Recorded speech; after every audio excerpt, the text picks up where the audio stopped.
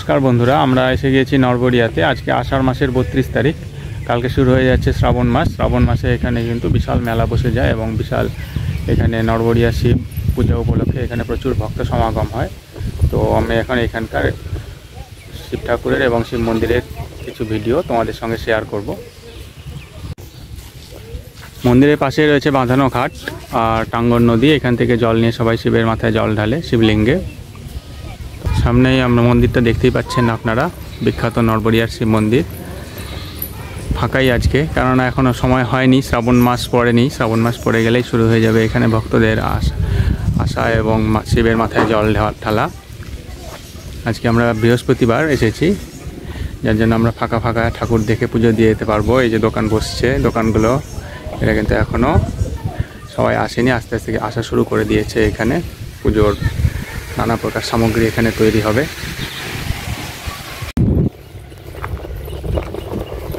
চলছে মেলার প্রস্তুতি পর্ব। এই যে দেখুন, বাঁশের সব মাচা বানাচ্ছে, সামনে এগুলো দোকান বসবে।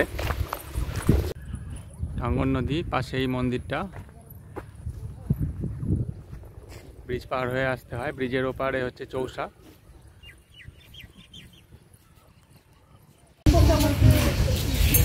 এখান থেকে আমরা পূজার সামগ্রী এখন কিনে নেব, কিনে নিয়ে মন্দিরে যাব পুজো দিতে।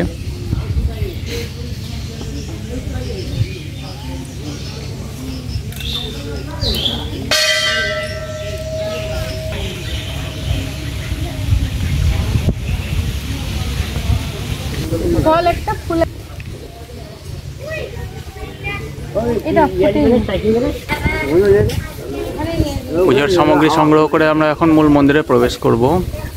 মন্দিরটা যথেষ্ট সুন্দর করে সাজানো হয়েছে এবং মূল মন্দিরে প্রবেশ করব গর্ভগৃহে। ভেতরে দেখুন শিবলিঙ্গটা দেখা যাচ্ছে।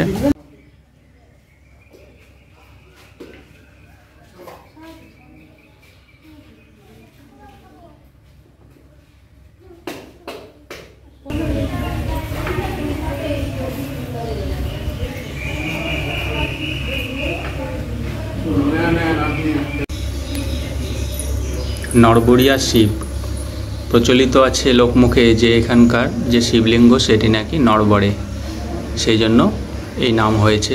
তো আমি এখন নরবরিয়া শিবের যে মন্দির, সেই মন্দিরের মূল গর্ভগৃহে প্রবেশ করেছি। আমার সামনে আপনারা দেখতেই পাচ্ছেন শিবলিঙ্গটি বসানো রয়েছে এবং তার পেছনে বিশাল একটা সাপ শিবলিঙ্গটিকে আড়াল করে রয়েছে। শিবলিঙ্গের অবস্থান দেখে আপনারা নিশ্চয়ই বুঝতে পারছেন যে এটি আসলে কিন্তু যথেষ্ট নরবরে, এটি ফিক্সড নয় আর কি, এবং সেই জন্যই সম্ভবত লোকমুখে এই নামের প্রচলন হয়েছে। এখানে প্রতি বছরই মহাশিবরাত্রির সময় বিশাল মেলা বসে। সুদূর দূর দূরান্ত থেকে বহু ভক্ত সমাগম এখানে হয়।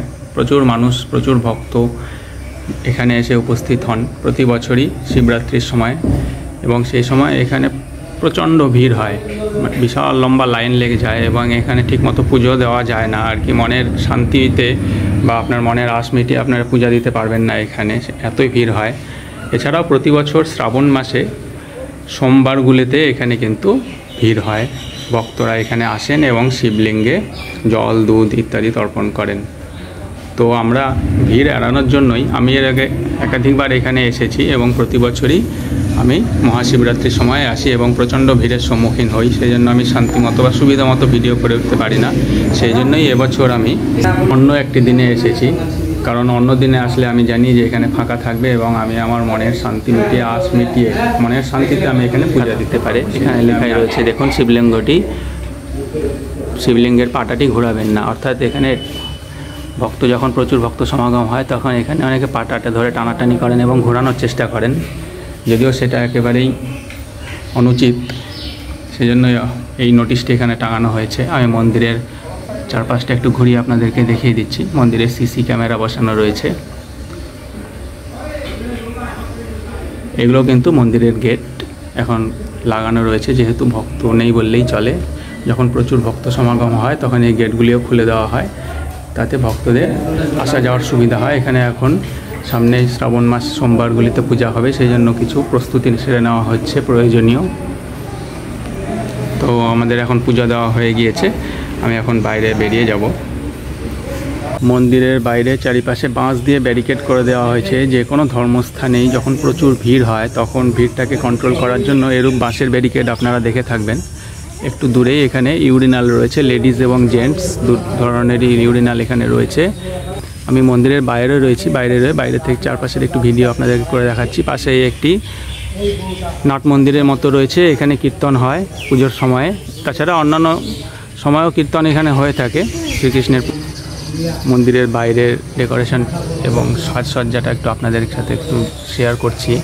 খুব সুন্দর করে ওয়ালে পেন্টিং করা রয়েছে এবং সুন্দর কাজ। মন্দিরটি নবনির্মিত, মন্দিরের ভবনটি, এটি আগে ছিল না, যার জন্য এখনও ডেকোরেশন কমপ্লিট হয়নি। দেখুন স্কিল, সেই জন্য আপনারা চেষ্টা করবেন ওই সময়ে তো আসবেনই, এছাড়াও পারলে অন্য ফাঁকা সময় এসে একবার এই জায়গাটি আপনারা ঘুরে যাবেন এবং এখানে মনে রাস মিটিয়ে ভক্তিভরে পুজো দিয়ে যাবেন। দেখবেন আপনাদের খুব ভালো লাগবে জায়গাটা।